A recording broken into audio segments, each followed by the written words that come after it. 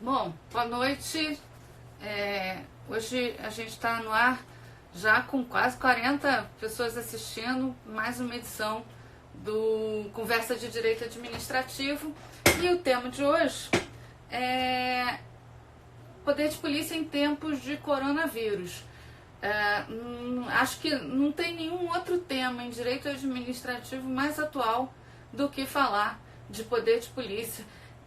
Quando a gente acha que a gente vai enterrar um assunto, ou pelo menos mudar ele de cor, quando a gente acha que a gente vai ter uma outra gramática, eis que a gente está às voltas com o bom e velho poder de polícia sanitária, né? Aquele poder de polícia mais clássico que a gente pode imaginar, enfim. Então a gente hoje tem bastante coisa para conversar.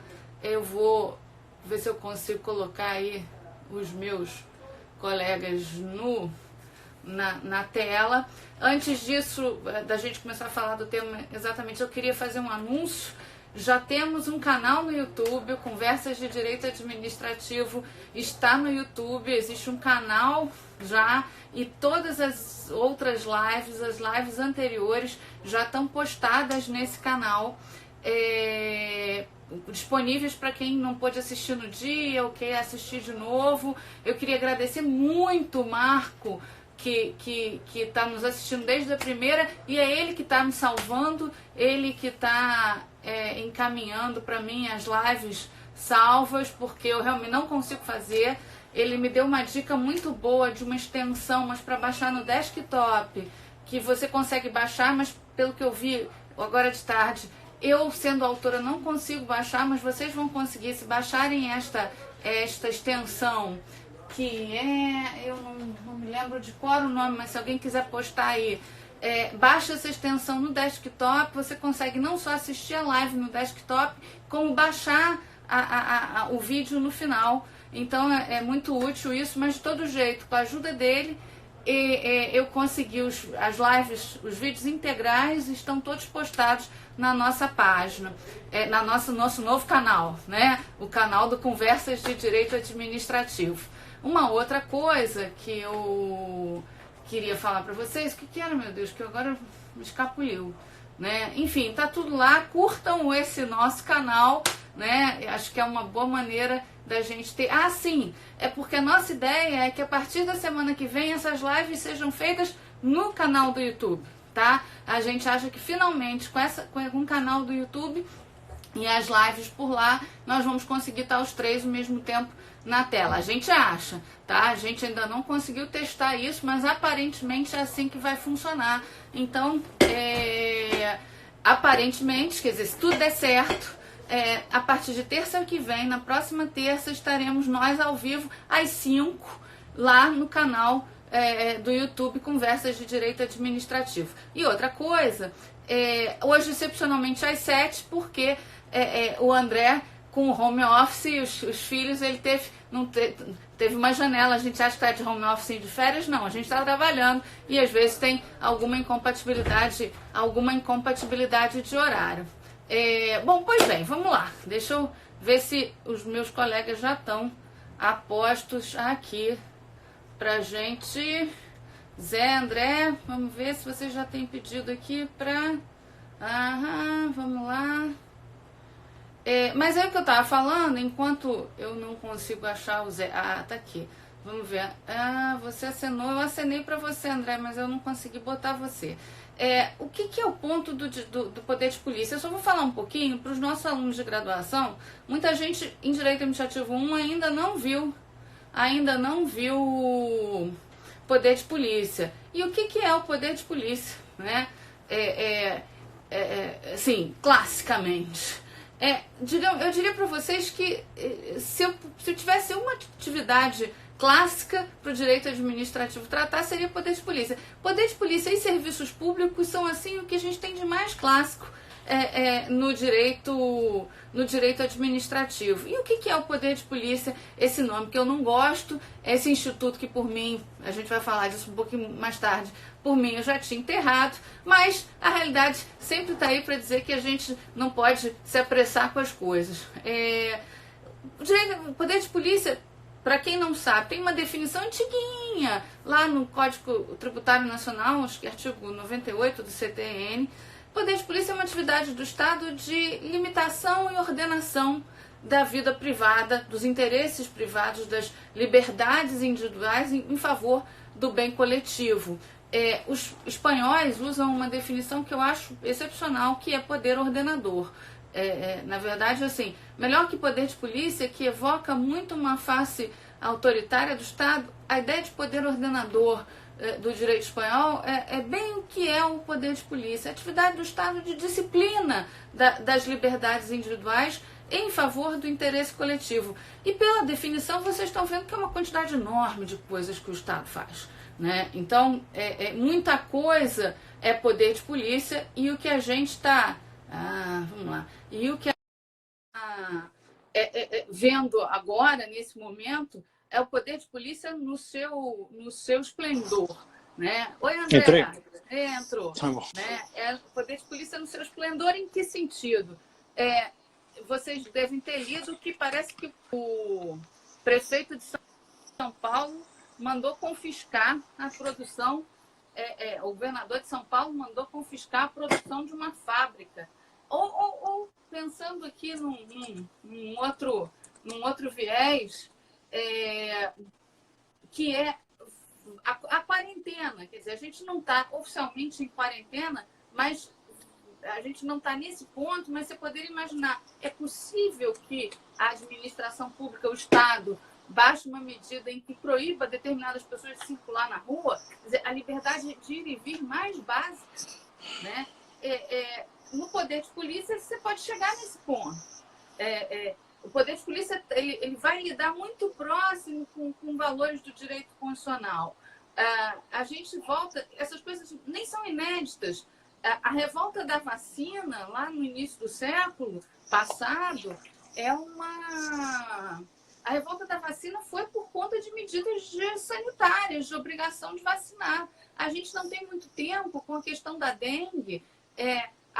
O ingresso de agentes sanitários compulsoriamente em imóveis abandonados, em imóveis na casa das pessoas para fazer vistorias, também se inseria dentro da esfera do poder de polícia, de atividades do Estado, de limitação das liberdades em favor do bem coletivo. Então, assim, a gente agora, nesse contexto em que toda a autoridade estatal está se manifestando no seu esplendor, este é o grande momento do poder de polícia. Assim, o poder de polícia entra em campo com todo o seu arsenal. A gente está assistindo aí a administração pública exercendo o poder de polícia com todo o seu arsenal. E aí, André, o que você acha? Boa noite, gente. Boa noite, Patrícia. Boa noite, Zé Vicente. Boa noite, pessoal aí.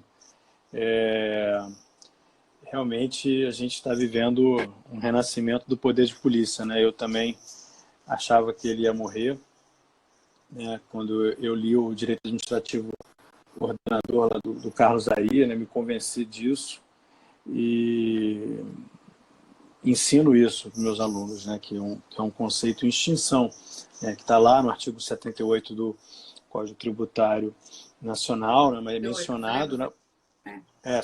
Enfim, está lá também na Constituição, né? 78. Está lá como hipótese está na Constituição previsto como possibilidade, como hipótese para cobrança como fato tirador para cobrança de taxa, né? Mas só que ele certamente, filho, eu não posso falar agora. Não, papai não pode agora. Desculpa. Mas ele realmente está ressurgindo aí, né? Como uma fênix, com todas as forças, né? E surgindo questões federativas, uma série de questões. Eu acho que a primeira coisa que a gente tem que falar, que me ocorre assim, quanto a isso, que a gente não pode desistir do projeto do Estado de Direito, né? Assim, é claro que a gente está num momento em que a autoridade se impõe, né? O direito administrativo, muita gente classifica como o direito, conceitua, né? Como o direito que faz a convivência entre liberdade e autoridade, né? E aqui a gente está com autoridade com um peso relativo muito maior. Mas isso não significa que a gente deva desistir do projeto do Estado de Direito, né? E o primeiro passo para isso é a gente tentar sempre fazer com que essas políticas de polícia, que não são só sanitárias, né? Eu acho que a gente está quase revivendo políticas de costume, polícia de costume mesmo, né? Porque existe um aspecto sanitário para justificar aspectos de costume, né, Patrícia? Assim, inclusive para os meus alunos, que o artigo do CTN, salvo engano meu, estou com ele aberto aqui, ele fala, olha, considera as poderes de polícia atividade de administração que, limitando o disciplina do direito, interesse ou liberdade, regula a prática de ato ou obstrução de fato em razão de interesse público, concernente à segurança, higiene, ordem aos costumes. Então, a gente está vivendo aqui realmente um ressurgimento de polícia de costumes que, em sala de aula, eu falo que seria, em princípio, inconstitucional qualquer tipo de polícia de costumes. E a gente está vendo que é uma série de medidas sanitárias que, na verdade, na prática, se desenvolvem como formas de costumes. As praias, não pode frequentar praia. Não pode... Tem gente que... Tem sanitaristas defendendo que certos profissionais não possam usar barba, porque a barba também acumula gotículas. Então, não duvido que baixe um ato dizendo que agora todos os médicos, por exemplo, não podem usar barba. Então, isso é polícia de costumes quase, né? Enfim.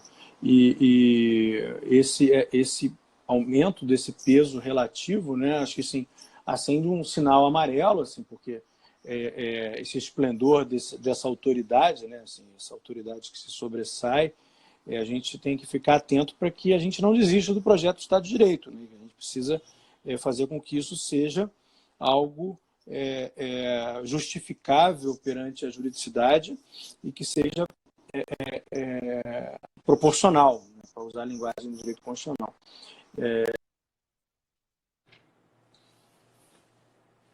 Ih, André, congelou.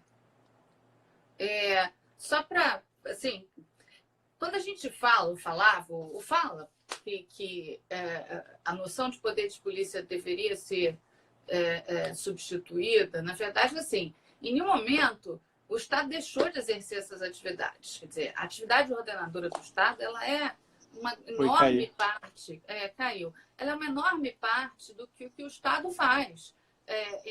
Assim, quando a gente briga, assim... Quando eu sempre falei para os meus alunos que eu queria matar o poder de polícia, claro que a gente não está querendo matar a atividade, o tipo de atividade estatal, mas a noção autoritária que o poder de polícia encerra, que a designação de poder de polícia encerra. Na verdade, assim, a crise do poder de polícia, entre aspas, né, se é que eu posso falar em crise, mas pelo menos o questionamento em torno da noção de poder de polícia levou a um intenso debate sobre o tema, tá? E até, eu brinco, muita gente muito boa escreveu sustentando a vida do poder de polícia. Eu mesmo orientei uma dissertação de mestrado, estou até aqui procurando para ver se eu acho. Eu orientei a dissertação do Estevão Gomes, e o Estevão defendeu a permanência do poder de polícia sobre várias óticas. A tese de doutorado do Gustavo Benemboim, a tese, perdão, de titularidade do Gustavo Benemboim, também é uma tese que defende o poder de polícia. Embora no livro do Gustavo, ele defende o poder de polícia, praticamente ele só mantém o nome, porque ele faz uma releitura completa do poder de polícia à luz de uma perspectiva regulatória. Porque, no fundo, para mim, tudo que a gente estuda sobre a ótica de poder de polícia pode ser lida tanto pela viés do poder ordenador espanhol, como sobre o aspecto regulatório, que eu acho que atualiza bem a perspectiva do poder de polícia, né? Mas eu até acho que a gente não quer nem tratar hoje dessa atualização ou inovação, até porque realmente a gente está vivendo um momento em que o direito administrativo clássico está aí na vida, né? Então, discutir a polícia sanitária, discutir a polícia de costumes, e para os nossos alunos de graduação, a palavra polícia aí não é associada a forças de segurança, tá? Não é o sujeito de farda. Polícia, num sentido administrativo, é ordenação e atividade estatal. fiscalizações que eventualmente pode ser feita por gente de farda, tá? E muito frequentemente o é, né? Então, assim, mas a polícia administrativa tá aí esse poder de polícia tradicionalzão. Então, acho que é legal a gente discutir essas possibilidades desse poder tradicionalzão. Algumas pessoas fizeram alguns comentários, eu vou voltar aqui antes de passar para o Zé, quer dizer, a regulação a gente não vai falar, mas eu quero falar, ou não vai falar muito, mas eu queria aqui, ó, alguém que perguntou, achei super legal, e tem modelo chinês, será que chega aqui usar de informações privadas para localizar as pessoas? Isso é interessante pra caramba, porque essa é uma perspectiva de atualização, né, do direito administrativo, Sim. Tá? Essa do poder de polícia. Até que ponto vai a possibilidade de intervenção do Estado na rotina das pessoas? Eu estou orientando uma dissertação de mestrado para defender agora do Bruno Zulo, que trata de a proteção de dados pessoais pelo Estado. E uma das coisas que ele vai discutir, por exemplo, é esse negócio que se chama profiling, ou em bom português, perfilamento, que é a possibilidade do Estado fixar perfis, fazer tipos de perfis pelo Estado para fazer scores, como os chineses estão fazendo. E isso na China, vocês já devem ter ouvido falar, os tais aplicativos. Se você relata todo dia, reporta seu estado de saúde. Se você reporta e dá uma luzinha verde, você pode sair. Se você reporta e dá um amarelo ou dá um vermelho, você não pode sair de casa.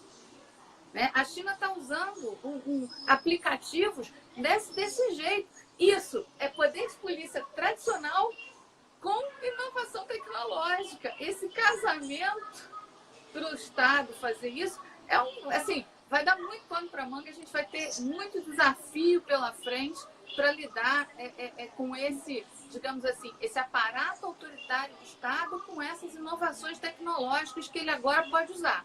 Né? Então, eu vou chamar o Zé, mas, Daniel, você está falando de poder de polícia, Estado de sítio, fala. Fala, não, deixa eu só fazer uma menção rapidamente, só para concluir o raciocínio que eu estava desenvolvendo, que eu acho que o que me preocupa é a gente manter o esforço do projeto de Estado de Direito, e eu acho que o primeiro passo foi dado com a edição da Lei 13.979. É uma lei que era medida provisória, mas foi aprovada pelo Congresso, que prevê medidas muito rigorosas de isolamento, né, que são medidas de quarentena. O artigo 3º da lei fala para enfrentamento da emergência de saúde pública, é possível isolamento, quarentena, determinação, realização compulsória de exames médicos, testes laboratoriais. Enfim, é uma lei que dá muito poder para a administração pública. Né? Então, assim, o passo da legalidade aqui é muito importante para a gente. Né? Legalidade provavelmente é uma conversa que a gente vai ter semana que vem. Né? Acho que a gente eu estou pensando no poder de polícia aqui. Não é um poder implícito. Tem que ser reforçada. Exato. Claro. Não poderia, a legalidade do poder de polícia tem que ser reforçada. A gente, assim, se tem um campo da legalidade também, as antigas, da legalidade estrita, é o campo do poder de polícia. Né? Isso não tem muito espaço para muita ampliação em matéria de poder de polícia, não. Eu vou ver se a gente chama o Zé para ele poder falar um pouquinho também. Gente, é muita pergunta aqui, vamos tentar responder, mas é muita coisa. Esse é um assunto bastante polêmico, né? Bastante. Zé, vamos lá, ver se você está aqui. Vamos lá. Vamos ver se eu consigo te chamar, Zé. Não. Vamos lá. Então, assim, a gente tem muitos desafios nesse... Enquanto o Zé pede para liberdade de locomoção de idosos, eu acho que é possível, tá, gente? Eu acho que, eventualmente, você tem uma discussão, que é uma discussão interessantíssima, se você pode proteger a própria pessoa dela mesma, né? Os americanos já travaram esse debate e a coisa libertária deles lá, que agora eu já te call. Que é, por exemplo, a questão do cinto de segurança do capacete para o motociclista. Né? Alguns estados americanos não impõem porque acham que você não pode proteger a pessoa dela mesma. Mas o problema maior, quando você está... Aí você está dizendo assim, você vai impedir um idoso de ir para a rua, a saúde é dele, ele que se ele vai morrer, ele pode decidir, mais ou menos, porque, na verdade, ele vai, se ficar doente, sobrecarregar o sistema de saúde, que vai importar num custo para a sociedade inteira. A discussão os americanos têm uma discussão que chama libertarianismo. Os libertários acham que isso está dentro da esfera de autodeterminação individual. Eu posso correr o risco que eu quiser, né? E ao passo que quem se opõe, quem acha que se tem uma intervenção estatal um pouco mais intensa, eu estou defendendo um valor coletivo. Você vai ceder esse espaço da sua autodeterminação e aí o idoso é obrigado a ficar em casa, porque se ele sai e adoece, ele sobrecarrega um sistema de saúde que não vai dar conta de tratar ele e não vai dar conta de tratar o outro mais jovem. Então, a discussão passa muito por aí. Fala, Zé, a gente quer te ouvir um pouquinho. Boa noite a todos e a todas. É uma alegria estar aí mais uma edição do Conversas, agora já com um canal no YouTube, né? Quem perguntou o canal é Conversas de Direito Administrativo, tá, gente? Fiquei um pouco preocupado com essa extensão do poder de polícia em tempos de Covid. Eu tenho medo de me obrigarem a raspar minha barba. Eu tenho ela há tantos anos, eu não quero me sinto nu sem a minha barba. Bom, eu acho, professora e André, professores, que o debate que a gente tem hoje em dia sobre o poder de polícia é um debate, nesse momento, que é um debate sobre... Essa assistente aqui, ó. Eu estou aqui no Conversa de Direito Administrativo com a Lisa, tá? Enfim. Ela vai também ter que raspar aí, que o poder de polícia do Covid chegar até os barbudos, hein? Bom, mas eu dizia que o poder de polícia, nesse momento, é um debate sobre o poder de polícia reavivado, enfim, que sobrou do poder de polícia, o novo poder de polícia, esse poder de polícia que se engancha com inovações tecnológicas, né?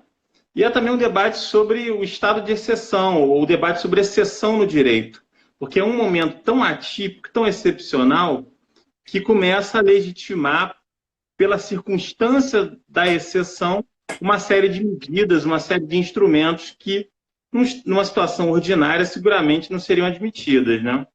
Então, é um debate sobre o poder de polícia num ambiente de exceção, que é um debate sobre, no fundo, exceção, né? A discussão sobre, que vem até, tem raízes clássicas no pensamento político clássico. Carl Schmitt falava na teologia política que soberano é quem decide sobre o estado de exceção. Tem alguns livros sobre excepcionalidade administrativa que tentam juridicizar a própria ideia de exceção, o que é uma contradição em seus próprios termos, né? Porque se você juridiciza, aquilo já não é mais exceção. Mas eu acho que o poder de polícia, eu tendo a defender o poder de polícia, a preservação da categoria, ainda que remoçada, ainda que reavivada. Eu acho que eu concordo aí com o Estevão, a tese dele é muito boa. Concordo com o Gustavo. Concordo antes deles com a Odete Medawar, que coordenou uma coletânea, o poder de polícia na atualidade, e ela defende essa posição, né? Essa é a tese, essa é a dissertação de Estevão Gomes, que eu orientei, publicada pela editora Lumen Iuris, professora, não é isso? Isso. Muito boa. E ele defende, enfim, eu acho que a gente ganha mais preservando a categoria do que abandonando ela por um nome que a gente não sabe muito bem o que é. Essa é uma discussão que hoje é até clássica do debate sobre o poder de polícia, né? Mas o poder de polícia em tempos de coronavírus. Eu acho que as questões de sempre, quem pode exercer a competência administrativa, esse é do Gustavo, né? Tem também o poder de polícia na atualidade, que é uma coletânea coordenada pela professora Odete, muito boa também, sim. Editora Fórum, dentre outros livros sobre o poder de polícia. Meu livro sobre direito constitucional econômico tem um capítulo de poder de polícia também. Esse é um clássico do Carlos Ari, Direito Administrativo Ordenador. Esse é um dos que defende a substituição da ideia, da noção de poder de polícia por outra coisa. No caso, a proposta dele é Direito Administrativo Ordenador. Mas as questões clássicas do poder de polícia, quem exerce essa competência, qual o limite a esse poder, por quais instrumentos esse poder se exerce, e, de repente, como reparar os danos havidos em função do exercício desse poder continuam válidas, assim. Quem, quanto, como e quem paga pelos danos, enfim. Então, acho que todos esses debates clássicos continuam existindo. Então, por exemplo, quem pode exercer poder de polícia em tempos de coronavírus? Existe um espaço de coordenação da União e os entes infranacionais, eles são meros executores? Ou existe um espaço para os entes infranacionais? Eu acho que existem bons argumentos em defesa, no mínimo em função de uma certa racionalidade, para que algum nível de coordenação macro exista, o que não significa abandonar esforços dos entes infranacionais, inclusive em casos de omissão dos entes superiores, vamos chamar assim, da União, os entes infranacionais podem e devem atuar. Então, assim, a quem compete exercer esse poder de polícia em tempos de coronavírus? A todo mundo que compete ordinariamente exercer poder de polícia. Situações excepcionais demandam uma coordenação um pouco mais intensa. Se as pessoas não conseguem se coordenar, e como o poder, e aqui eu uso o poder no sentido político, o poder tem horror ao vácuo, os entes infranacionais vão exercer essa competência, é natural que seja assim. Quais os limites a esse poder de polícia em tempos de coronavírus? Essa é a pergunta de $1 milhão, né? Os limites clássicos continuam existindo, muito embora isso seja, às vezes eles soam um pouco retóricos até. Então, por exemplo, legalidade. A senhora falou que a legalidade, assim, isso tem que estar, esses atos de polícia, eles têm que estar previstos em lei. Então, você tem a Lei 13.979, você tem as leis estaduais, as leis municipais.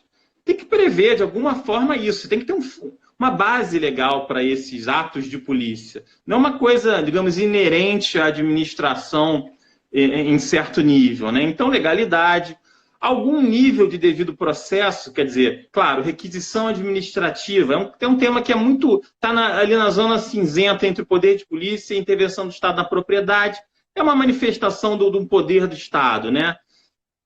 Você tem o elemento que qualifica a requisição administrativa, até pela dicção constitucional, é urgência. Então, você não tem como seguir um procedimento, devido processo, senão vai pegar fogo no prédio. Então, você requisita a água, se você ficar procedimentalizando, vai pegar fogo. Claro, situações desse nível talvez não se abram a esse tipo de procedimentalização.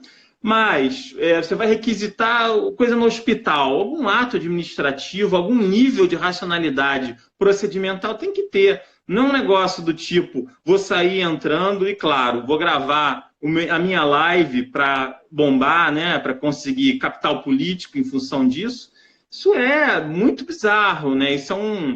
Isso é uma vanguarda tecnológica de um certo atraso. Isso parece até esbulho, né? Então, assim, legalidade, algum nível de procedimentalização do ato, claro que resguardadas as urgências, respeito à dignidade da pessoa humana. Então, quer dizer, eu estava vendo essa lei 13.779, as leis dos entes, dos estados também, então, assim, dignidade da pessoa humana, você tem que respeitar, você não pode tornar a pessoa absurdamente incomunicável, você não pode, sei lá, imobilizar a pessoa, você não pode proibir a pessoa de ter contato com quem quer que seja, ainda que por vias informáticas e coisas assim. Isso digamos assim, isso viola a ideia de dignidade da pessoa humana. A jurisprudência francesa tem exemplos de invalidação de poder de polícia em situações em que você proibia o cão-guia para cegos, imobilização integral do corpo e dos braços, em que você não conseguia se movimentar. Isso viola a dignidade humana, né? Por uma emergência sanitária, qualquer coisa, não me lembro exatamente qual era o precedente. Então, assim, esses limites, legalidade, procedimentalidade, a ideia de neutralidade da atuação do Estado, o André estava falando uma coisa que é muito interessante, a ideia de polícia de costumes. Então, você começa ali, que é a tríade clássica, né, do poder de polícia francês, saúde, segurança e ordem social, ordem pública. Então, você começa a resvalar por uma ideia de conteúdo, uma ideia meio moralizadora, meio moralizante, do tipo... isso aí antes mesmo de coronavírus, tá? Eu estou falando aqui um pouco de de prefeito do Rio de Janeiro interditando feira do livro por conta do gibi, etc. E tal. Você tem hoje em dia um poder de polícia que começa a se moralizar, uma polícia de costumes, uma coisa que a gente achava que estaria absurdamente superada. Então, assim, não só o poder de polícia é um tema relevante, ele não morre, e versões arcaicas do poder de polícia ressurgem dos escombros da história, assim. Então, evidentemente que isso é um limite, né? A cláusula da neutralidade do Estado é um limite ao poder de polícia. Aliás, a importância dos princípios, né? Porque não está em lei nenhuma dizendo que o Estado não pode pegar lá, não deve, está lá no princípio da neutralidade do Estado, né? Então você não vai intervir para promover uma determinada visão de mundo, uma visão de comportamental, assim. Vai proibir o biquíni, porque o biquíni, isso é coisa meio Jânio Quadros, né? Porque o biquíni é uma ofensa. Embora a sensibilidade, a questão tenha mudado um pouco desde então, mas não sei não me surpreenderia se alguém viesse com uma ideia parecida com essa. Mas eu acho assim, professora, para concluir aqui essa minha primeira participação. Eu acho que o poder de polícia, eu sou dos que defende a ideia de... Vou pegar umas coisas que você falou, que eu acho que são, assim, que eu queria discutir um pouco, que eu acho que é relevante, que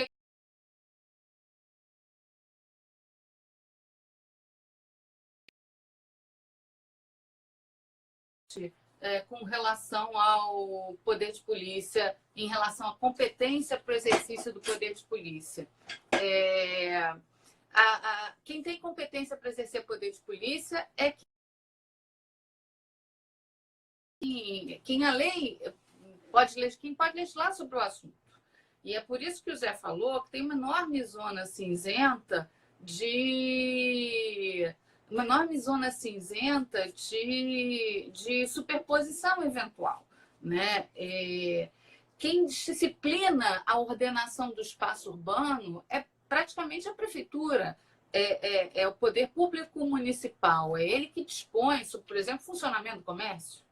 Tá? O poder público municipal diz que o comércio pode ou não pode funcionar num determinado momento. Então, assim, quem pode legislar sobre isso, disciplinar o funcionamento do comércio, é o prefeito.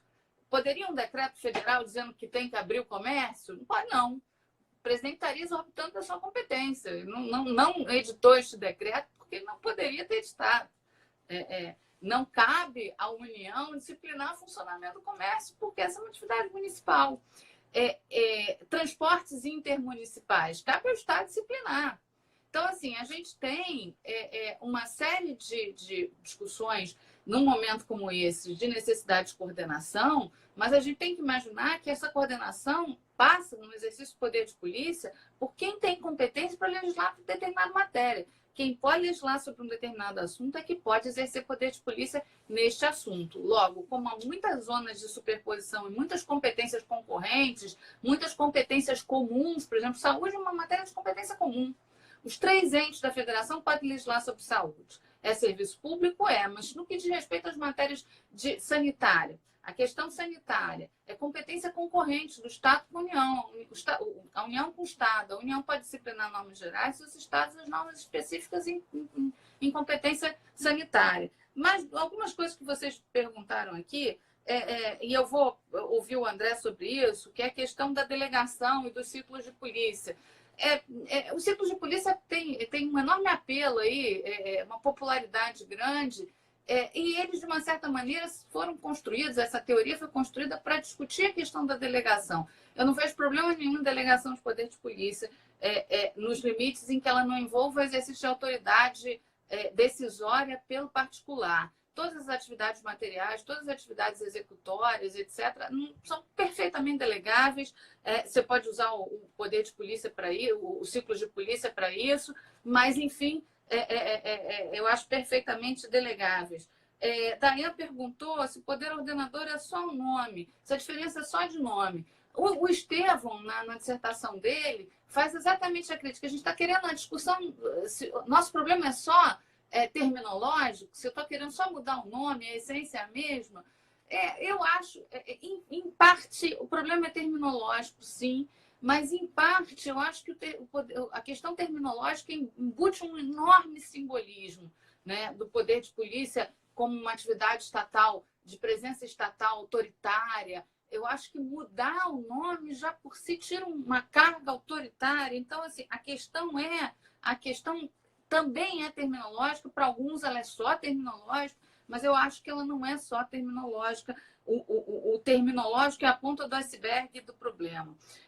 E antes, André, eu vou ver se eu te chamo aí agora. Ver se você vem aqui. Cadê, André? André. E uma outra coisa que eu queria chamar a atenção, essa questão, o Zé lembrou bem, que é o caso do Crivella, né? O exemplo do Crivella na questão da Bienal ano passado. Tá aqui, vamos lá. O exemplo do Crivella na questão... Está vindo. Na Bienal ano passado, foi uma questão de prova que eu coloquei para os meus alunos na graduação da UERJ. E eu exatamente pedi para eles, André, analisarem o ato do Crivella sob a ótica do poder de polícia. Porque toda a discussão era de homofobia, etc., uma discussão constitucional. Mas eu pedi aos meus alunos na graduação que analisassem a decisão e os atos da prefeitura sob a ótica do poder de polícia. Por quê? E aí eu quero ouvir vocês e eu vou deixar o André falar um pouquinho. Eu volto a tratar desse assunto do Crivella, porque é um exemplo muito bom que o Zé comentou. E eu usei esse exemplo, tá? Porque eu acho que olhar sob a ótica do poder de polícia daria muitos elementos para a gente questionar a decisão da prefeitura, sem precisar ficar batendo o tempo todo na ótica da homofobia. Não é que o assunto não seja relevante, mas o prefeito extrapolou sobre a ótica do poder de polícia. Ele tomou atos que ele não tinha competência para fazer. Enfim, André, vamos deixar você falar um pouquinho aí também sobre essas questões todas. É um monte de questão, tá? Poder de polícia riquíssimo, né? É fascinante, né? Assim, que a gente está lidando aqui com a própria, assim, de certa forma, tem aqui um autor português que eu li, eu acho que está no escritório esse livro, que ele fala, enfim, a teoria dos ciclos de polícia, que foi desenvolvida lá pelo Otto Meyer, e aí ele divide, né, esse acho que está aqui, no argentino, não está no escritório. Eu tô aqui, você aquele quiser argentino. Não, tem um livrinho, não precisa não, eu acho que é o volume 2, que é o livro do poder de polícia, né, e aí ele divide, cada capítulo é um ciclo.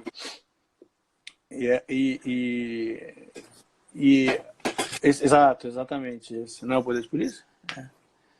E ele divide... Poder de polícia, é esse mesmo. Né?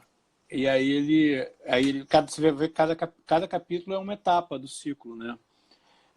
Então, quando ele desenvolveu essa ideia, o esforço dele era um esforço de domesticação do Estado policial. Então, historicamente, o Otto Meyer escreve o Tratado de Direito Administrativo dele, na Alemanha, com o objetivo de domesticar o poder de polícia. O objetivo dele é esse. Aqui, né? A noção de polícia, os limites de polícia, a ordem de polícia, a permissão de polícia e a sanção de polícia. Isso, né? São elementos que ele escreve aqui. E no Brasil ganhou essa separação, foi muito divulgada pelo Diogo, né? Mas a origem é da teoria dessa distinção do Otto Meyer, que era um esforço de domesticação mesmo do poder de polícia, né?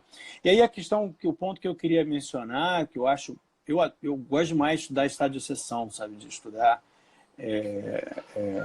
Carl Schmitt, enfim, eu fiz um curso sobre isso, só sobre isso, e eu gostei muito, foi uma das coisas mais bacanas que eu fiz.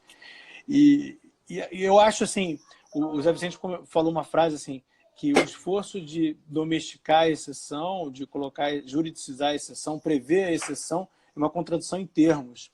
E é interessante, Zé Vicente, porque o Carl Schmitt, ele escreveu Teologia Política em 1922, salvo engano, 1920 ou 22, e aí, muitos anos depois da guerra, ele escreveu Teologia Política 2, tem eu li em inglês, Teologia Política 2, que eu não sei se tem em português, o Teologia Política 1 tem.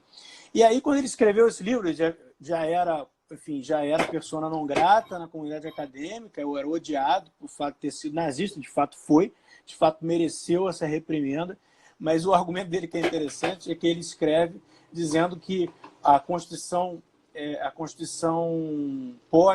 do pós-guerra na Alemanha previu o estado de exceção. Então ele diz, olha, eu estava certo em prever que a exceção sempre vai haver. Então, ele não coloca como uma contradição em termos, mas, na verdade, como o reconhecimento de que a exceção é inevitável. Um pouco em linha com o que o Adrian Vermeulen escreveu naquele artigo, Zé, muito bacana, e Patrícia, que chama Our Schmittian Administrative Law, um artigo de 2009. Se eu soubesse postar aqui, eu puxaria, porque eu não sei fazer isso. Mas se botar Our Schmittian Administrative Law, nosso direito administrativo schmittiano. E a conclusão dele, ele escreveu esse artigo... Holes. Ele fala exatamente. Black holes do direito e dos grey holes, e ele fala que, olha, que zonas cinzentas em que o poder se manifesta de forma quase que... de forma autoritária, ele coloca os exemplos da legislação antiterrorismo nos Estados Unidos, Guantánamo. Aí a Ana Calil botou, obrigado, Ana. Essa foto sua está muito divertida. Ele coloca os exemplos da legislação antiterrorismo e ele diz que isso é inevitável. Até eu estou com um artigo aberto aqui. O Estado administrativo prevê uma série de buracos negros e zonas cinzentas. Eles são inevitáveis. Nenhuma ordem legal que governe massas diferentes pode ter a esperança de dispensar esses black holes, porque isso faz parte de uma necessidade do Estado. Agora, isso significa que a gente deve desistir do projeto Estado de Direito? Agora eu vou fazer, só para fechar no raciocínio no que o Zé falou. Na verdade, não. Na verdade, eu acho que eu vou com o raciocínio do Carl Schmitt. A gente tem que aceitar que a exceção vai acontecer. A exceção vai acontecer. Em algum momento, o Estado vai querer, os nossos dirigentes vão querer se utilizar de medidas excepcionais, né? Usando a exceção no sentido amplo aqui, que o Daniel Capé, que outro dia postou lá no Facebook uma aula sobre estado de exceção muito bacana.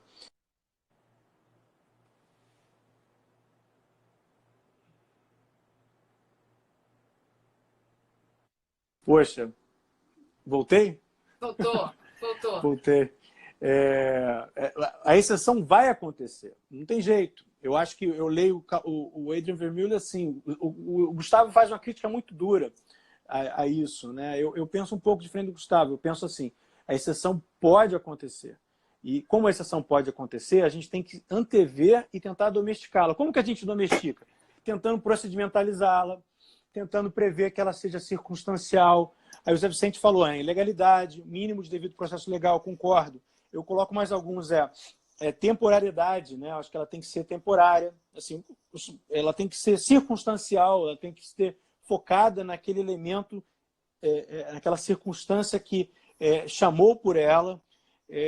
Eu acho que ela não pode ter aspectos ideológicos, né? E como que a gente tenta mitigar esse aspecto ideológico? Eu acho que a exceção ela precisa ser vinculada, ela precisa ter algum elemento técnico, né? Científico, né? Eu acho que eu escrevi outro dia um artigo sobre isso, né? Eu acho que o poder no Estado contemporâneo só é legítimo se ele for tecnicamente justificável, né? E a técnica é uma forma de contenção do arbítrio.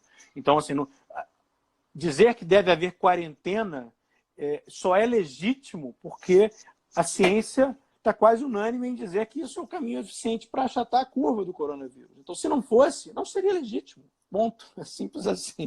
Né? O Estado precisa disso. Polícia, André, não é voluntarista. Não pode ser voluntarista. Exatamente. Na verdade, exatamente essa é a questão. O Estado brasileiro, o administrador público brasileiro, ele é frequentemente voluntarista e leviano. Né?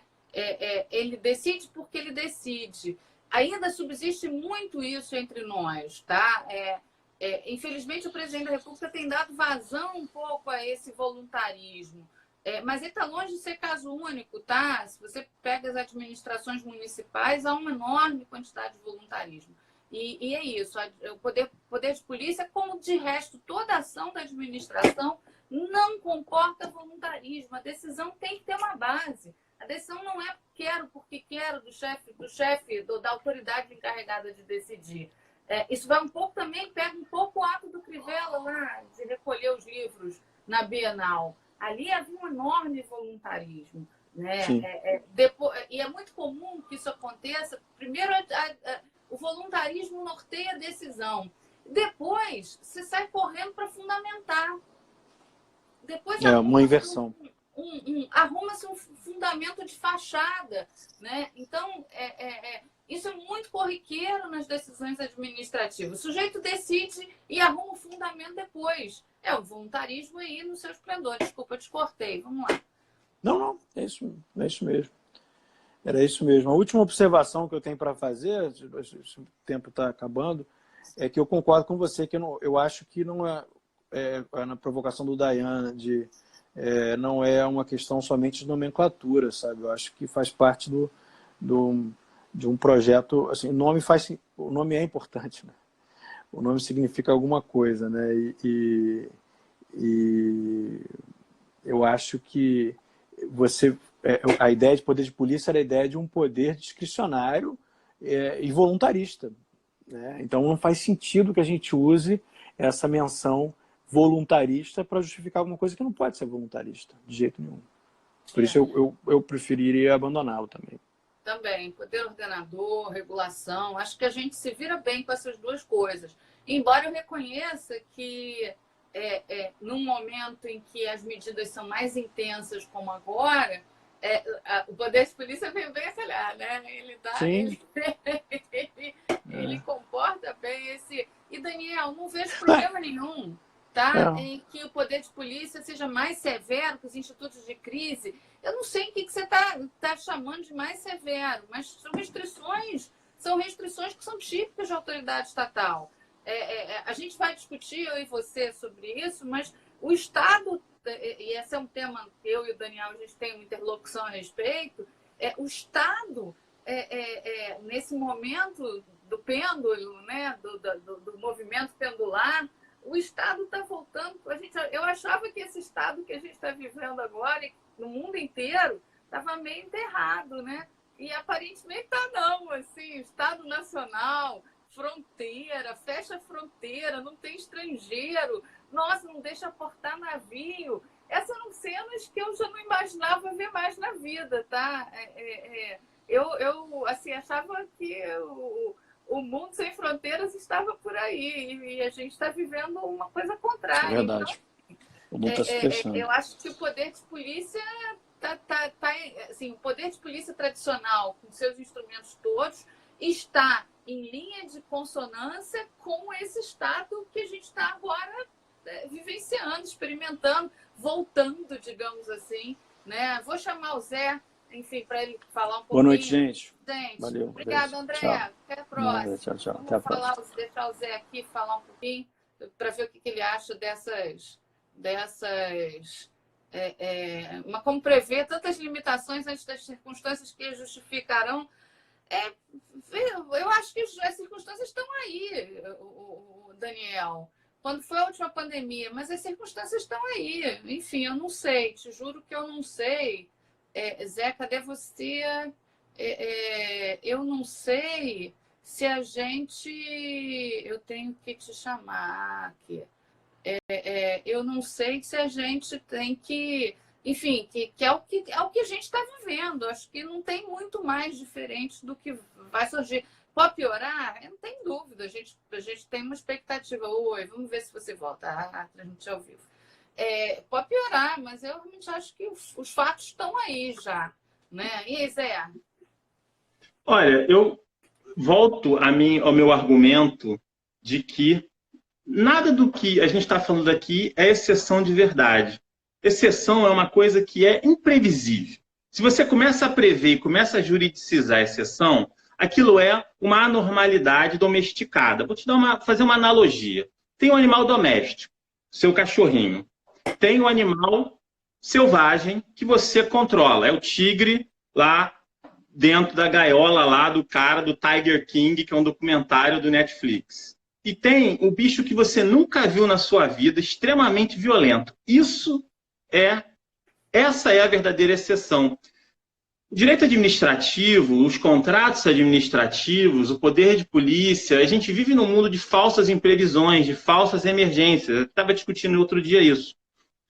Não é isso que é exceção. A exceção é uma coisa que você não sabe nem como agir. Se você começa a dizer, não, tem um controle aqui, procedimentaliza, está previsto na Constituição, isso não é exceção. Isso é uma anormalidade que tem um nível de controle. O que eu estou falando aqui de exceção, nesse sentido mais logicamente puro, é uma coisa que você nunca viu na vida e não sabe como prever. Não é aquela excepcionalidade que está lá na matriz de risco, porque aí você já controla, você já está fatorando aquilo. A excepcionalidade que atribui o status soberano ao príncipe é aquilo que ninguém nunca viu, é uma coisa que veio do além, assim. Isso, então, nesse ponto, eu continuo defendendo a ideia de que é uma inconsistência lógica em você pretender juridicizar aquilo que é absurdamente imprevisível. Agora, em relação ao nome, eu acho que é mais do que um debate sobre o nome, mas é essencialmente um debate sobre nome.